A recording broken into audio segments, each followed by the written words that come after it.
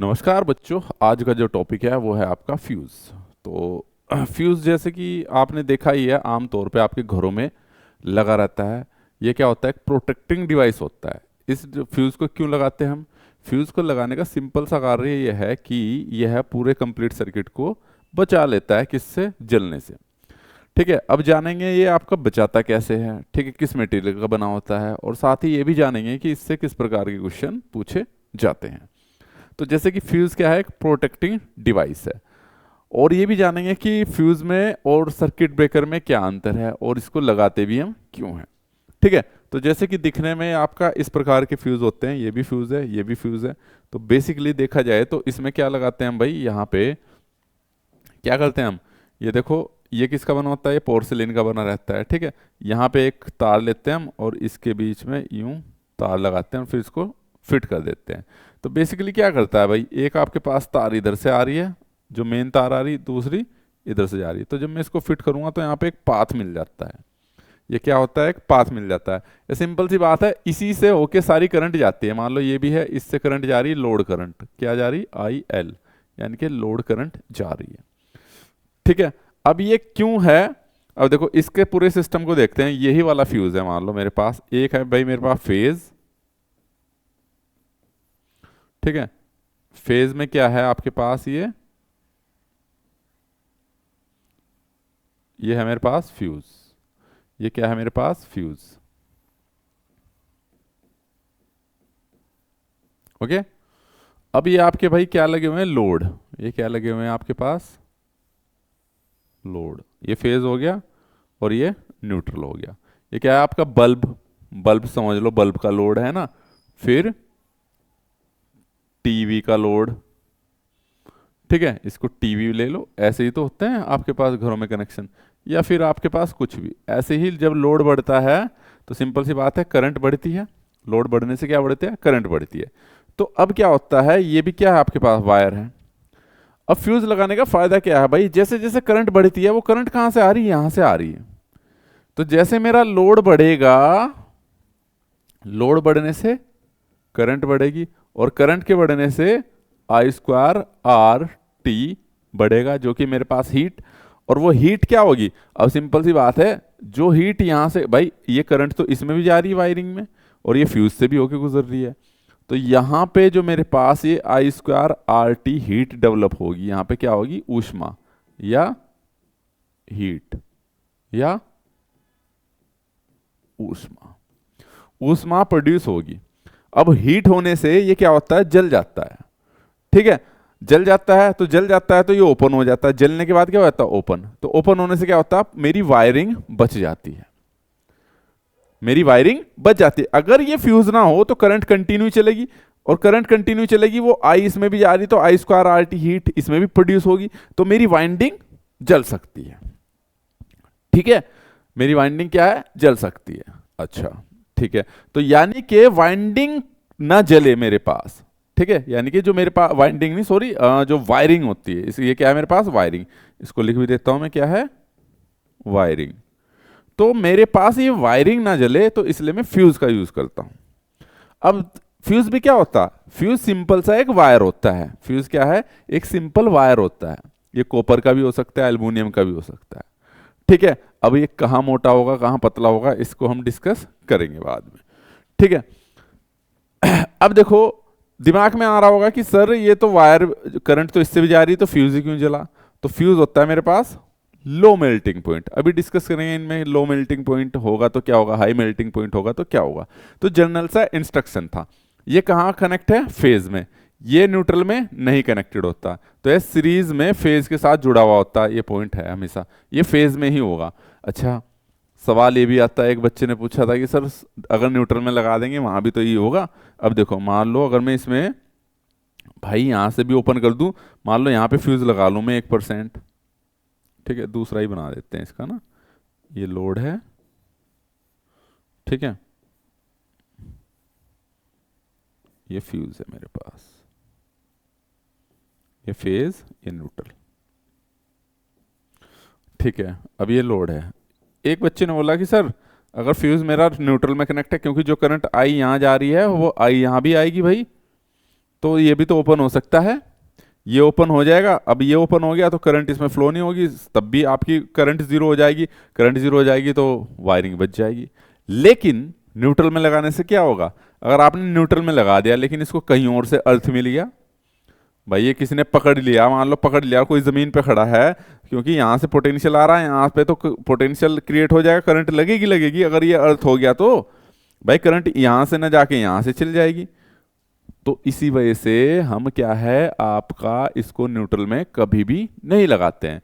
Fuse हमेशा कहाँ लगता है आपके पास, फेज में लगता है। फेज में क्यों, यहाँ से ओपन हो गया, इधर पोटेंशियल आएगा ही नहीं, इधर वोल्टेज होगी ही नहीं, तो करंट ही फ्लो नहीं होगी। इसलिए ज्यादा अधिक सेफ्टी रहती है कि हम इसको फेज में लगाएं। न्यूट्रल में लगाओगे तो खतरा रहेगा, आपको भी करंट लग सकता है और लीकेज करंट भी जा सकती है, तो कुछ फायदा नहीं होगा, उसमें नुकसान होने के चांसेस ज्यादा हैं। तो उम्मीद करता हूं ये पूरा सेक्शन इसे उठा के आप यहीं पे समझिए, ये यहां लगा दिया फ्यूज। तो फ्यूज में क्या होगा, केवल इतना सा तार जलता है मेरा, ये इतना सा तार, ठीक है। इसमें तो फ्यूज बदलना ही पड़ता है, ये रिवायरेबल फ्यूज है। इसमें भाई तार ये जल गया, अच्छा इसमें हीट डेवलप हुई, ये सेम I²RT हीट ही तो है इस जो वायर में जलती है। यहाँ से करंट आई, वो करंट इसके थ्रू होके यहाँ से जाएगी लोड करंट, तो ये डैमेज हो जाएगा। फिर ये जब डैमेज हो जाएगा तो इसको क्या करेंगे हम, नए तार से बदल देंगे भाई। क्लियर है, ठीक है। तो ये हो गया आपके पास फ्यूज का कॉन्सेप्ट, कहाँ लगाते हैं, क्यों लगाते हैं, सेफ्टी डिवाइस। तो लिख लेते हैं फ्यूज, ठीक है, यह है प्रोटेक्टिव डिवाइस है, ठीक है। और फ्यूज क्या है, एक धातु का टुकड़ा होता है। धातु का टुकड़ा सिंपल सी बात है किसका बना होता है, कॉपर का भी हो सकता है, सिल्वर का भी हो सकता है, ठीक है। बात करेंगे मटेरियल पे भी उस पे ना, है ना, जिसे सर्किट में डाला जाता है। तो ये सर्किट है, इसे इसके साथ डाल दिया जाता है। अत्यधिक धारा प्रवाहित होने पे पिघल जाता है, तो I²RT करंट पिघल जाता है और सर्किट टूट जाता है। फ्यूज लो मेल्टिंग यानी कि कम गलनांक का होता है, ये पॉइंट बहुत इंपॉर्टेंट है, ठीक है। इसका पॉइंट जो रहता है लो मेल्टिंग रहता है तथा हाई रेजिस्टेंस रहता है, वह उच्च चालकता मटेरियल का बना रहता है भाई। ये तीनों ही पॉइंट इंपॉर्टेंट है। अब देखो लो मेल्टिंग पॉइंट क्यों, अगर इमेजिन करो भाई मेरे पास यहाँ पे 100 डिग्री सेंटीग्रेड तापमान है, 100 ही इसका है, 100 ही मेल्टिंग पॉइंट इसका रख दिया मैंने, तो ये भी तो जल जाएगी। लेकिन इसका मान लो 90 रख दूं तो हीट ये पहले ही पिघल जाएगा। पहले ही पिघल जाएगा तो क्या होगा, पहले ये डैमेज होना चाहिए। मैं नहीं चाहता कि ये वाला सेक्शन डैमेज हो, मैं चाहता हूं ये डैमेज हो, इसको मैं बदल दूंगा। तो इसलिए इसको लो मेल्टिंग पॉइंट रखा जाता है। लो मेल्टिंग है, और बहुत सारी जगह क्या होता है आपके पास, ये ऑप्शन आते हैं भाई क्वेश्चन में, low melting and high resistance. High resistance, या ये तो रहता ही आपके पास low melting and low resistance. इसमें बच्चे बहुत कंफ्यूज भी रहते हैं। इन दोनों ही बिंदुओं पे हम चर्चा करेंगे कब किस केस में क्या होगा। अब देखो सिंपल सी बात है, इमेजिन करो भाई ये जो तार जा रही है, अब इतना तो श्योर है मेल्टिंग तो लो रहना, इसमें तो कोई दिक्कत है नहीं। ये पॉइंट तो याद कर लेना, पूछा जाता है मेल्टिंग पॉइंट कैसा होना चाहिए, तो लो होना चाहिए भाई। लो मेल्टिंग पॉइंट किससे, इस वाली वायर से जो वायर यूज हो रही है। आपके घरों में कॉपर की वायर होती है और आप कॉपर का ही तार जोड़ते हो। आपने एक चीज ध्यान दी होगी कि जब आप कॉपर का तार लगाते हो तो उतना मोटा तार नहीं लगाते आप जितना आपका मेन तार है, पतला ही तार लगाते हो। तो साफ पता चल रहा है कि R inversely proportional to rho L upon के A, ठीक है, या R inversely proportional to 1 upon के A। क्रॉस सेक्शन एरिया जिसका ज्यादा रेजिस्टेंस कम, और जिसका कम यानी कि कम किसका होगा, जो पतला तार होगा, तो रेजिस्टेंस हाई। तो यहां पे आप कौन सा तार यूज करते हो, पतला, कौन सा, पतला तार यूज करते हो। तो पतला तार होगा तो रेजिस्टेंस कैसा होगा, हाई होगा, ठीक है भाई। रेजिस्टेंस क्या होना चाहिए, हाई होगा, किसके रेस्पेक्ट में, अब ध्यान रखना ये, ठीक है। अब एक सवाल ये आता है कि अगर यहां पे रेजिस्टेंस हाई हो गया तो इसमें लॉसेस भी बढ़ जाते हैं, क्योंकि करंट तो मेरी लोड के ऊपर डिपेंड कर रही है, तो फिर रेजिस्टेंस लो होना चाहिए। तो अब देखो दोनों ही केस में रेफरेंस है भाई। अगर वो बात करता है, अगर देखो आप पे क्वेश्चन आता है तो बेहिचक ये लगाना पहला आंसर, ठीक है, ये वाला low resistance high melting point, वो sorry low melting point high resistance. क्यों, इमेजिन करो ये मान लो कॉपर की वायर है, किसकी बनी हुई है, कॉपर की। मान लो मेरा फ्यूज भी कॉपर का, तो सिंपल सी बात है, दोनों मटेरियल कॉपर के और कॉपर का ही मैंने वो लगा रखा है, तो यहाँ पे कॉपर का जो मैं फ्यूज लगाऊंगा उसका रेजिस्टेंस तो कम रखना पड़ेगा। क्यों? ऑटोमेटिक कम हो जाए, क्योंकि आप पतला तार यूज करोगे। अब मान लो पीछे से मोटा तार यूज हो रहा है, उतना ही मोटा तार लगाओगे तो दोनों का रेजिस्टेंस सेम रहेगा, हीट और मेल्टिंग पॉइंट भी दोनों का सेम रहेगा, तो पूरी वायरिंग जल जाएगी। उतना ही मोटा तार लगाओगे तो आप, या उससे मोटा तार लगाओगे तो आपकी वायरिंग जल जाएगी, वो सेफ रहेगा। तो इसलिए हम पतला तार लगाएंगे, इसका रेजिस्टेंस अधिक रहेगा। रेजिस्टेंस अधिक रहेगा तो इसमें आई स्क्वायर आर टी यानी कि ये वाला लॉस हीट इजकल टू अधिक होगा इस पतले तार में कंपेयर टू बाहर वाले मोटे तार में, क्योंकि उसका रेजिस्टेंस क्या होगा आपके पास, कम होगा, वो मोटा होगा। ठीक है, तो इसमें हीट ज्यादा होगी, ये वाला मेल्ट हो जाएगा। इसलिए इसकी वैल्यू हाई रेजिस्टेंस की होनी चाहिए, किसके रेस्पेक्ट में, इस वायरिंग के में। जहां पे कम रेजिस्टेंस दिया गया है काफी जगह लिखा गया है कि कम रेजिस्टेंस होना चाहिए, कम रेजिस्टेंस वो इस रेफरेंस में बोल रहा है कि अगर मैं इसका रेजिस्टेंस की वैल्यू कम रखूंगा तो इसमें लॉसेस जो होंगे मेरे पास आई स्क्वायर आर लॉसेस, वो कम से कम होने चाहिए, उसके रेस्पेक्ट में बोला गया है भाई। ठीक है, हाँ। लेकिन एमसीक्यू में जब आता है आपके पास, हाँ, अगर मटेरियल मेरे पास सेम है और मटेरियल अलग अलग है तो हमारे पास फिर रेजिस्टेंस देखना पड़ेगा हम। ठीक है, तो कहने का मतलब ये है कि उम्मीद, कंफ्यूज मत होना, अब मोटा मोटा बता रहा हूं आपके पास। लो मेल्टिंग पॉइंट और हाई रेजिस्टेंस काफी सारे आयोग में यही कंसीडर किया भी गया है। ठीक है, और मैंने इसका कारण ही बता दिया क्यों हाई होगा। ठीक है, बाकी दिमाग के ऊपर है कि जो ऑब्जर्वर है या जो आपका एग्जाम बना रहा है वो मटेरियल डिफरेंट तो नहीं ले रहा। भाई ऐसा भी तो पॉसिबल हो सकता है कि भाई मैंने यहाँ पे मान लो सपोज करो ये एल्युमिनियम की वायर है और मेरे पास यहाँ पे मैंने कॉपर का फ्यूज लगा दिया, तो कॉपर के तो तार का रेजिस्टेंस क्या होता है आपके पास, कम होता है, तो यानी कि उस रेफरेंस में तो रेजिस्टेंस की वैल्यू कम हो गई। भाई उतना ही मोटा कॉपर का तार है, उतना ही मोटा किसका तार है आपके पास, एल्युमिनियम का, तो रेजिस्टेंस किसका कम होगा मेरे पास, कॉपर का, उसकी रेजिस्टिविटी कम होती है। तो यहां पे उस केस में क्या हो जाएगा, रेजिस्टेंस लो हो जाएगा। तो हमें इस चीज का ध्यान रखना है कि ये किस रेफरेंस में पूछा गया है। ये जो लो मेल्टिंग पॉइंट है और हाई रेजिस्टेंस है, ये सेम मटेरियल के अगर फ्यूज यूज कर रहे हो तो उसमें पूछा जाता है। ठीक है, हालांकि ये थोड़ी ही गहराई में ज्यादा ही पहुंच गए हम, इतना भी याद रखने की जरूरत नहीं है, बस मुझे आपका कॉन्सेप्ट क्लियर करना था। तो ये तीनों पॉइंट क्लियर हो गए भाई आपके पास। यहां से दो तीन चीज पॉइंट है, ये सीरीज में फेज के साथ जुड़ा होता है, न्यूट्रल में क्यों नहीं जुड़ता ये भी हमने बात कर ली है। फ्यूज इस प्रकार से दिखता है भाई। ठीक है, अगले उस पे आ जाते हैं। अब देखो फ्यूज के तत्व, फ्यूज जो क्या है आपके एलिमेंट है, उसके लिए कुछ डिजायरेबल कैरेक्टरिस्टिक है भाई। ठीक है, ये हम डिस्कस कर चुके हैं ऑलरेडी। पहला, लो मेल्टिंग पॉइंट होना चाहिए, जैसा कि टिन में है या लेड में है, शीशे में। हाई कंडक्टिविटी होनी, कंडक्टिविटी तो हाई होनी चाहिए, करंट तभी अच्छी जाएगी उससे। जैसे कि हाई कंडक्टिविटी किस किस में है भाई, सिल्वर में और कॉपर में होती है। फ्री फ्रॉम डिटोरिएशन, ठीक है, ड्यू टू द ऑक्सीडेशन, जैसे कि सिल्वर, यानी कि ऑक्सीकरण के कारण क्षय होने से मुक्त होना चाहिए। ठीक है, ऑक्सीकरण क्या होता है, अब कोई भी चीज जब ऑक्सीजन के कांटेक्ट में आती है तो उसमें जो रिएक्शन होती है वही ऑक्सीकरण कहलाता है। ठीक है, या फिर ऑक्सीडेशन, इंग्लिश में ऑक्सीडेशन, हिंदी में ऑक्सीकरण भी हम उसको बोल देते हैं। जैसे आपने देखा होगा कि चांदी है, सिल्वर है, उस पर कुछ काली काली वो चढ़ गई, जंग लगना, वो भी ऑक्सीकरण ही होता है। ठीक है, तो यानी कि वो ऑक्सीकरण से मुक्त होना चाहिए, ऑक्सीकरण नहीं होना चाहिए उसमें। ऑक्सीकरण कब होता है, कोई भी चीज ऑक्सीजन के कांटेक्ट में आ जाती है तो उससे केमिकल रिएक्शन होती है। कुछ में बहुत सालों बाद होती है, कुछ में बहुत दिनों बाद होती है, जैसे सोने में सबसे कम होती है। ठीक है, तो सोने इसलिए सोने को पहनते भी लोग, उसमें ऑक्सीकरण बहुत कम होता है। ठीक है, लेकिन चांदी में होती है लेकिन उससे कम होती है। फिर लोहे में बहुत ज्यादा होती है ना। तो अलग अलग मटेरियल का ऑक्सीजन के साथ जो प्रोसेस है वो अलग अलग रहता है। क्लियर है, तो यानी कि फ्री होना चाहिए ऑक्सीकरण से। ठीक है, फिर लो कॉस्ट होनी चाहिए, जैसे कि लेड और टिन और कॉपर की, भाई सस्ता भी होना चाहिए। ये सभी कंडीशन उसमें होनी चाहिए। लेकिन दिक्कत ये है कि सारे के सारे ये गुण किसी भी एक मटेरियल में नहीं मिलते हैं, तो इसके लिए हमें मटेरियल बनाना पड़ता है कि जिससे सारे कैरेक्टरिस्टिक एक उसमें फ्यूज में आ जाए। तो वही नोट करके लिखा है, उसके लिए हमें कुछ चीजें कॉम्प्रोमाइज भी करनी पड़ती है।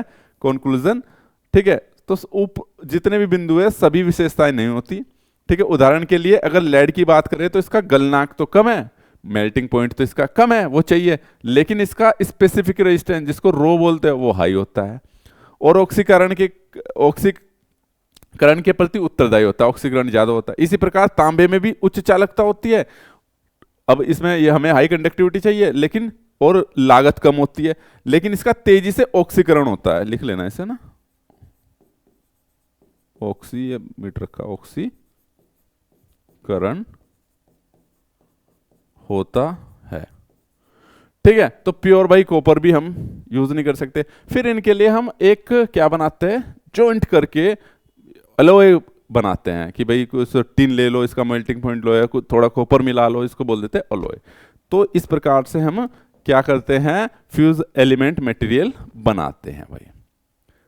ठीक है, तो यानी कि एक ही मटेरियल का नहीं बनता। तो फ्यूज के लिए सबसे जो मैक्सिमम यूज किया जाता है वो क्या, सीसा, टिन, तांबा, जस्ता और चांदी, इनका यूज किया जाता है। जो छोटे फ्यूज है 10 एम्पियर तक के, उसके लिए टिन, सीसा यानी कि लेड, ठीक है, और ये क्वांटिटी आ जाती है बहुत ज्यादा, इसलिए मैंने ब्लैक कर दिया इसको। सीसा इंपोर्टेंट है, यानी कि लेड 37% और टिन 63% मिलाते हैं 10 एम्पियर तक के करंट के लिए, यानी कि लो वैल्यू के करंट के लिए।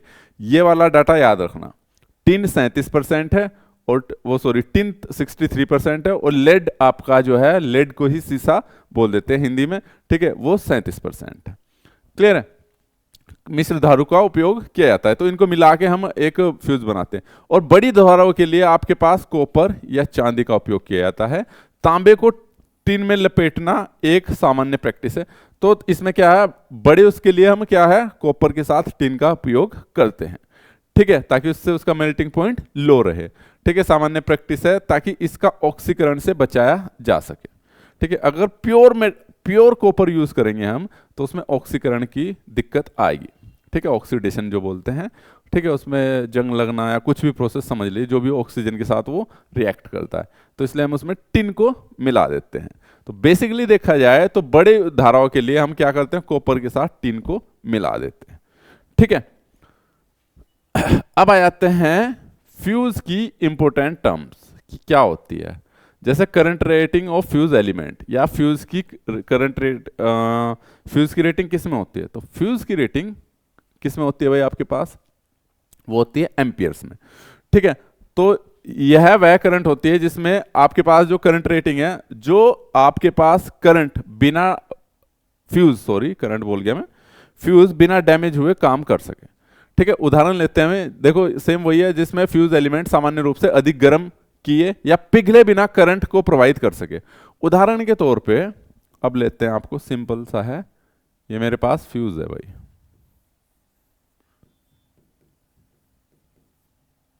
ये क्या है, मेरे पास फ्यूज है, ये मेरे पास लोड लगा हुआ है। मान लो मेरे पास इसकी रेटिंग है 10 एम्पियर। फ्यूज की रेटिंग में लिख दूं मैं, इसकी रेटिंग फ्यूज आता है, फ्यूज की रेटिंग किसमें, एम्पियर में प्रदर्शित होती है।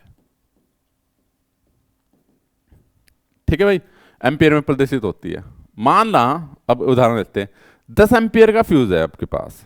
ठीक है, इससे क्वेश्चन भी आ सकते हैं, ये मेरे पास एक बल्ब है या लैंप है, ठीक है, कितने वाट का, मान लो 2 एम्पियर की करंट ले रहा है, 2 एम्पियर की। ठीक है, तो भाई ये कितने, अब 2 एम्पियर की तो यहां करंट कितनी आ गई, 2 एम्पियर, एक बल्ब लगाया तो। ठीक है, दूसरा लगाया, ये भी 2 एम्पियर की ले रहा है मान लो। ठीक है, तो अब 2 + 2 कितना हो गया, यहां पे 4। फ्यूज की रेटिंग है 10 एम्पियर। तो ऐसे ऐसे आप कितने लगा सकते हो, 5 लगा सकते हो, है ना, 5 लैंप। तो 5 लैंप कितने लेंगे, 2 करके 10 लेंगे, यानी कि 2 + 2 + 2 + 2 करके 10 एम्पियर। जैसे ही तुम यहां पर छठा लैंप लगाओगे तो यहां तो एकदम 12 हो जाएगी, या छठा लैंप या कोई भी लोड लगाओगे। कहने का मतलब जरूरी नहीं एक ही जैसे बल्ब लगाओ, आपकी चॉइस है। कहने का मतलब यहां पे करंट का मान 10 एम्पियर से अधिक नहीं होना चाहिए। जैसे ही 10 एम्पियर से अधिक होगा तो सिंपल सी बात है इसकी क्षमता थी 10 एम्पियर झेलने की, पिघल जाएगा ये आपके पास। आई बात समझ में? तो यानी कि यह वह करंट होती है एलिमेंट की जो बिना गर्म किए या पिघले बिना, गर्म का मतलब यहां वही है पिघलने से, पिघलने का मतलब टूट ही जाता है आपके पास, ठीक है, प्रवाहित कर सके, ठीक है, कि इसकी रेटिंग क्या होती है, फ्यूज की रेटिंग एम्पियर्स में प्रदर्शित करते हैं, ठीक है, एम्पियर्स में कर सकते हो, ठीक है। यदि करंट का मान, ठीक है, करंट रेटिंग से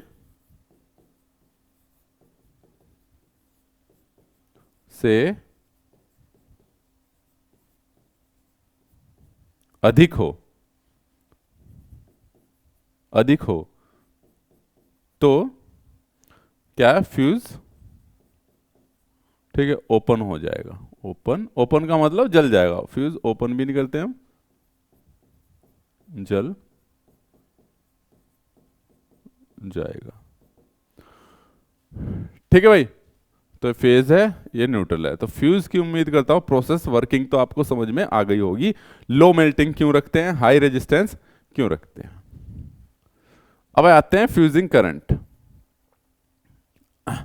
अब सिंपल सी बात है, फ्यूजिंग करंट आपको पता, वो करंट, वह मिनिमम करंट जो जिस पर फ्यूज हो जाए, यानी कि ओपन हो जाए या जल जाए, वो क्या कहलाती है मेरे पास, फ्यूजिंग करंट कहलाती है। और इसका मान करंट रेटिंग से अधिक होता है, क्योंकि करंट रेटिंग क्या है, वो तो वह मैक्सिमम करंट थी जो बिना डैमेज हुए काम कर सके, और फ्यूजिंग करंट पे तो डैमेज ही हो जाएगा, ठीक है। तो यह वह मिनिमम धारा है जिसपे फ्यूज तत्व पिघल जाता है, जो सर्किट को डिस्कनेक्ट कर देती है, और इसकी वैल्यू मौजूदा रेटिंग से अधिक होती है, यानी कि कहने का मतलब इसकी वैल्यू फ्यूज की रेटिंग से अधिक होती है, जो मैंने बाद में पॉइंट्स बोला है। क्लियर है? तो यहां पे एक रिलेशन आ जाता है आपके पास, ये I इक्वल टू ये करंट रेटिंग और इसके डायमीटर में किस पे कितना मोटा तार लगता है आपके पास, ठीक है। तो I क्या है मेरे पास, करंट है, ये मैंने बता रखा, फ्यूजिंग करंट है, ठीक है। K आपके पास फ्यूजिंग कांस्टेंट है, मटेरियल के ऊपर डिपेंड करता है। D क्या है आपके पास, डायमीटर है आपके पास तार का, डायमीटर का मतलब ये मोटा तार है तो इसको बोलते हैं हम D, इतना तो पता ही होगा डायमीटर कि कितना मोटा तार है, ठीक है। ये रिलेशन भी आता है आपके पास, तो लिख लो कि फ्यूज, अगर ये फ्यूजिंग करंट का मान, यहां पे मिनिमम भले लिख रखा हूं तो नोट कर लो कि फ्यूजिंग करंट का मान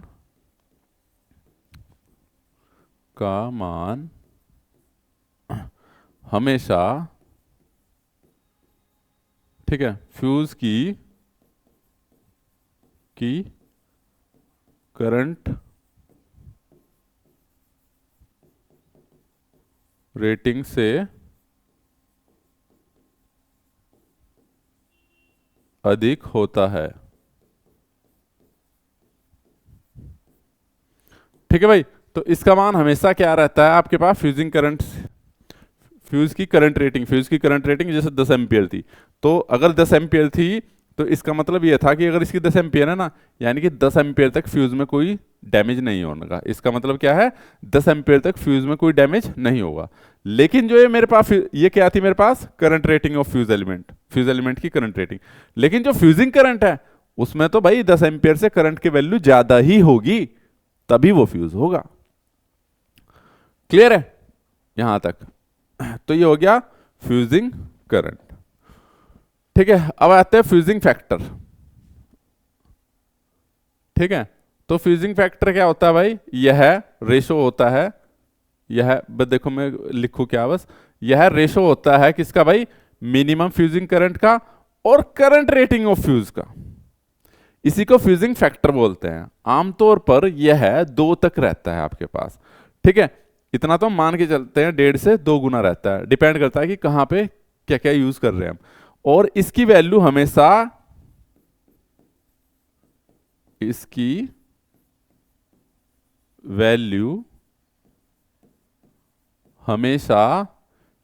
1 से अधिक होती है। पूछा जाता है भाई फ्यूज फैक्टर की वैल्यू क्या होती है, 1 से कम 1 से अधिक, ठीक है, आमतौर पे 1 से 2 के बीच में रहती है। तो मिनिमम फ्यूजिंग करंट अभी बताया था, जिस पे फ्यूज हो जाए, current rating of fuse current, जिसपे आपका काम कर रहा हो, जिसपे आपका फ्यूज काम कर रहा हो, ठीक है। यानी कि क्या मैं इसको वर्किंग करंट बोल सकता हूं, नॉर्मली वर्किंग करंट, ठीक है भाई, नॉर्मली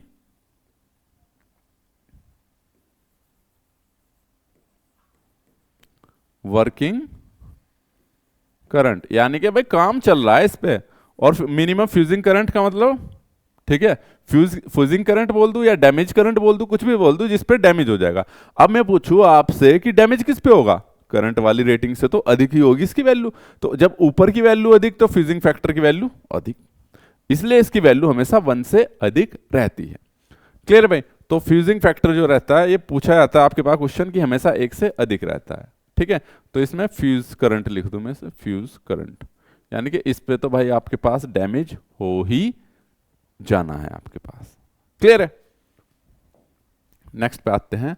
अब आते हैं कट ऑफ करंट भाई, कभी कि कट ऑफ करंट होती क्या है।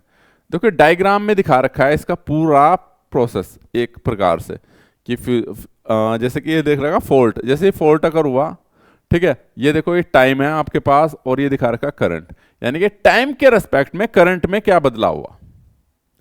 तो जैसे ही फॉल्ट हुआ तो करंट की वैल्यू बढ़ी मेरे पास यहां तक, ठीक है। यहां तक जैसे ही बढ़ी, इसमें करंट की वैल्यू बढ़ी रही थी कि ये जैसे कट ऑफ करंट हो गई। कट ऑफ करंट का मतलब है फ्यूज पिघल गया, यहां पे इस स्टेज पे आपका फ्यूज पिघल गया, आगे डैमेज हो गया भाई। कि जैसे करंट बढ़ेगी, हीट बढ़ी, हीट बढ़ने से फ्यूज हो गया। तो इस पे जिस पे आपका ये पे, तो बेसिकली वास्तव में फ्यूज के पिघलने से पहले फॉल्ट करंट का मैक्सिमम वैल्यू होती है, यानी कि जो मेरे पास फॉल्ट करंट है इसकी मैक्सिमम वैल्यू है। जब पिघल गया उसके बाद तो करंट आपकी जीरो हो जाएगी, क्योंकि वो पिघल के ओपन हो गया, करंट जीरो होगी। तो बेसिकली क्या है आपके पास एक कट ऑफ करंट, तो वही है कि यह वास्तव में फ्यूज के पिघलने से पहले फॉल्ट करंट का मैक्सिमम मान है। कहोगे सर मैक्सिमम मान तो यहां हो रहा है, ये जा रहा, तो बेटा यहां पे तो जब फ्यूज पिघल गया तो सर्किट ओपन हो गया, और सर्किट ओपन हो गया तो करंट जीरो होगी, यानी कि मैक्सिमम करंट आपकी केवल यहीं तक फ्लो होगी। क्लियर है, ठीक है। तो ये हो गया आपके पास फ्यूजिंग करंट, कोई दिक्कत है यहां तक, ठीक है। इसी डायग्राम में मैं बता दे रहा हूं। तो यहां पे फॉल्ट अगर हुआ, ये इससे पहले ये इतना जो टाइम है ये मेरे पास प्री आर्किंग टाइम है, यानी कि आर्क समझ, तो जब वो पिघलेगा तो उसमें चिंगारी उठेगी, उसी को आर्क बोल दिया है। तो यानी कि आर्क प्री आर्किंग टाइम है, ये आपका आर्किंग टाइम है, यहां से यहां तक इसमें चिंगारी उठेगी। और ये टोटल ऑपरेटिंग टाइम है, प्री आर्क और आर्किंग टाइम को मिला के ऑपरेटिंग टाइम, यानी कि ओपन होने से चिंगारी बुझने तक का टाइम। क्लियर है, आई बात समझ में। तो यही सब चीजें इसमें बता रखी है बस। क्लियर है भाई। तो इसमें ये बेसिक टर्मिनोलॉजी थी आपकी फ्यूज की। बाकी की चीजें हम क्या करेंगे नेक्स्ट क्लास में कंटिन्यू करेंगे।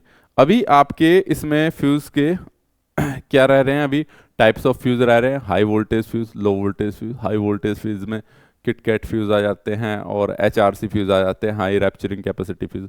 फिर हाई वोल्टेज में भी एचआरसी हाई वोल्टेज वाले आते हैं, लिक्विड फ्यूज आ जाते हैं। तो उनकी करंट रेटिंग पे क्वेश्चन आ जाते हैं। तो नेक्स्ट वाली वीडियो में हम उन्हीं के बारे में डिस्कस करेंगे कि आपके फ्यूज कितने प्रकार के होते हैं, कौन से कहाँ पे यूज होते हैं, कौन से आपके कितने केवी तक फ्यूज हम इनका यूज कर लेते हैं। साथ ही साथ ये भी जानेंगे कि फ्यूज में और सर्किट ब्रेकर में क्या अंतर है। उसके लिए आपको अगली वीडियो का इंतजार करना पड़ेगा। तो इस वीडियो में इतना ही। Thank you so much and all the very best. साथ ही साथ मैं आप लोगों को ये भी बता दूं यहाँ पर कि जितने भी बच्चे तैयारी कर रहे हैं भाई, ठीक है, तो चाहे आप किसी भी उसकी कर रहे हो, चाहे इंस्ट्रक्टर कर रहे हैं, चाहे टेक्नीशियन की कर रहे हैं, तो सभी कोर्सेज हमारे केवल कितने 199 में अवेलेबल है भाई, ठीक है। केवल 199 में जो टेक्निकल वाला पार्ट है, जो केवल मेरे ऊपर निर्भर करता है। और 199 में बेटा केवल पूरा कोर्स नहीं है, वीडियो लेक्चर है, ठीक है। प्लस मैं बार बार क्या लिखूं, हर वीडियो में ही बोलता हूं, ये इसलिए है क्योंकि बच्चे ने अगर पहली बार देख रहे हैं हमारे चैनल को तो उनको भी पता रहे, ठीक है। वीडियो लेक्चर है, लेक्चर की पीडीएफ है, ई बुक है ताकि आप प्रैक्टिस कर सके, और टेस्ट सीरीज है आपके एग्जाम के पैटर्न के आधार पर। तो ये सभी मिल रहा है केवल आपको 199 रुपीज में, ठीक है। तो एक बेहतरीन मौका है आपके पास, चाहे आप इंस्ट्रक्टर की तैयारी कर रहे हैं, चाहे राजस्थान की, चाहे आपके पास उत्तराखंड की, ठीक है। उत्तराखंड का मैं बता दूं कोर्स थोड़ा कॉस्टली है, ठीक है। बाकी जो केवल जिसमें केवल टेक्निकल है, जैसे बिहार टेक्नीशियन का है या इसरो का है या जो भी एग्जाम है जो कि जिसमें टेक्निकल वाला सेक्शन जो लेना चाह रहा है, तो वो टेक्निकल वाला सेक्शन आपको केवल 199 में मिल सकता है। ठीक है, बाकी की चीजें आप ऐप पे जाके देख सकते हो, या टेस्ट सीरीज भी ले सकते हो, आप इंडिविजुअल लेना चाहो या ई बुक भी लेना चाहो तो वो भी ले सकते हो। तो आज की वीडियो में इतना ही। जो भी बच्चे नए हैं चैनल को जरूर सब्सक्राइब कर ले और साथ ही टेलीग्राम को जरूर ज्वाइन करें। तो आज की वीडियो में इतना ही, मिलते हैं आपको नेक्स्ट वीडियो में। Thank you so much and all the very best.